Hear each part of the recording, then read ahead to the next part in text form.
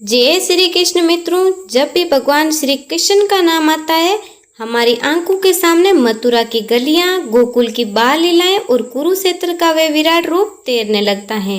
लेकिन बहुत कम लोग जानते हैं कि श्री कृष्ण की सबसे महत्वपूर्ण लीला उस दिव्य नगरी द्वारिका में घटित हुई, जिसे उन्होंने स्वयं समुद्र के किनारे बसाया था। ये कोई साधारण नगर नहीं था, ये एक वैभवशाली सोने ज्वारात से सजी नियम, नीति और धर्म का प्रतीक नगरी थी, जहाँ यदुवंश का राज्य फला फूला।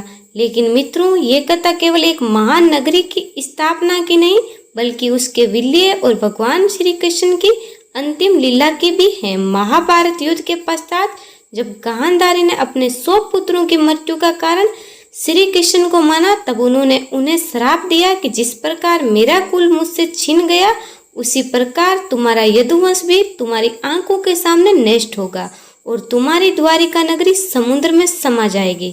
श्री कृष्ण ने उस श्राप को विनम्रता से स्वीकार कर लिया, क्योंकि वे जानते थे कि अब उनका कार्य पूर्ण हो चुका है। इसके बाद जब द्वारिका में ऋषियों का अपमान हुआ, तो श्राप के फलस्वरूप एक लोहे का मूसल उत्पन्न हुआ, जो यदुवंश के अंत का कारण बना।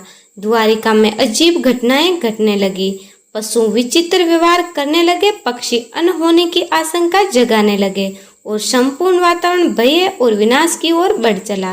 प्रभास क्षेत्र में यदुवंशी आपस में मदिरा पीकर लड़ पड़े और स्वयं श्री कृष्ण ने अपने नेत्रों से अपने वंशजों को मरते देखा। इसके बाद वे एकांत में वन में चले गए, जहाँ एक शिकारी ने उन्हें गलती से हिरण समझकर तीर मार दिया। तीर लगने के बाद भी श्री कृष्ण मुस्कुराए, क्योंकि ये लीला का पूर्ण विराम था। उन्होंने अपना शरीर त्याग दिया और शवधाम लौट गए। जब अर्जुन पहुंचे तो पूरा द्वारिका विलाप से भर गया। वासुदेव जी ने भी प्राण त्याग दिए और रानियां सती हो गई। अर्जुन यदुवंश का अंतिम संस्कार कर नगरवासियों को लेकर वहां से प्रस्थान किया। तब भी समुद्र की गर्जना के साथ द्वारिका नगरी धीरे धीरे लहरों में विलीन हो गई। हजारों वर्षों तक ये कथा लोकताओं में रही, लेकिन 1968 में जब समुद्र के भीतर पुरातत्वीय खोज की गई, तो वहां से प्राचीन नगरी के खंडहर, मंदिरों के अवशेष, तांबे के सिक्के और सत्यापय के अद्भुत परिणाम मिले, जो ये सिद्ध करते हैं कि द्वारिका कोई कल्पना नहीं थी, बल्कि साक्षात श्री कृष्ण की बसाई हुई फिर समय में डूबी हुई नगरी थी। ये कथा न केवल भक्ति भाव से ओतप्रोत है, बल्कि ये हमें यह भी सिखाती है कि समय के चक्कर में सबसे वैभवशाली साम्राज्य भी मिट जाते हैं, लेकिन जिसकी कथा धर्म, त्याग और लीला से जुड़ी होती है, वे सदा के लिए अमर हो जाते हैं। यही है द्वारिका की दिव्य और अद्भुत कथा, श्री कृष्ण के जन्म, जीवन की अंतिम और सबसे रहस्यमय लीला।